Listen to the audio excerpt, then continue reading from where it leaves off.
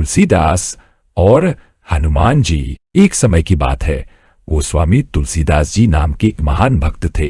उनका मन हमेशा भगवान राम के ध्यान में लगा रहता था। वे दिन रात राम जी के गुण गाते और उनकी लीलाओं का स्मरण करते थे। तुलसीदास जी ने सोचा कि क्यों न भगवान राम की कहानी को एक ऐसी भाषा में लिखा जाए जिसे हर कोई समझ सके। उन्होंने संस्कृत की जगह अवधी भाषा में एक सुंदर ग्रंथ लिखना शुरू किया जिसका नाम था रामचरितमानस। कुछ विद्वानों ने उनकी आलोचना की।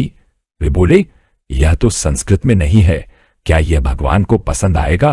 तुलसीदास जी के मन में भी एक छोटा सा संदेह आ गया। वे सोचने लगे, क्या मेरी यह रचना सच में भगवान राम को प्रिय होगी? तभी एक बूढ़े ब्राह्मण उनके पास आए।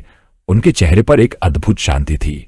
ब्राह्मण ने मुस्कुराते हुए कहा, तुलसीदास जी, आपकी यह रचना बहुत अनमोल है, इसे लिखते रहिए, यह स्वयं भगवान राम को बहुत प्रिय है। ब्राह्मण ने आगे कहा, युगों युगों तक लोग इस ग्रंथ का पाठ करेंगे और इससे प्रेरणा लेंगे।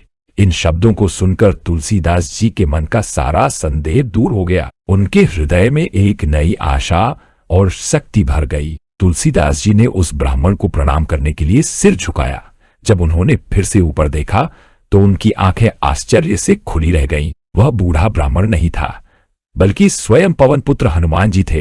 हनुमान जी अपने दिव्य रूप में प्रकट हुए, जो बल और भक्ति से परिपूर्ण था। हनुमान जी ने तुलसीदास जी को आशीर्वाद दिया और कहा, तुम्हारी भक्ति सच्ची है, इस ग्रंथ को पूरा करो। तुलसीदास जी ने हाथ जोड़कर उनकी स्तुति की। हनुमान जी के आशीर्वाद के बाद तुलसीदास जी ने पूरे विश्वास और लगन से रामचरितमानस को पूरा किया। यह ग्रंथ आज भी हर घर में पूजा जाता है। इस कथा से हमें यह संदेश मिलता है कि भगवान का सच्चा भक्त कभी अकेला नहीं होता। जब भी उसे संदेह होता है तो भगवान स्वयं किसी न किसी रूप में आकर उसकी सहायता करते हैं।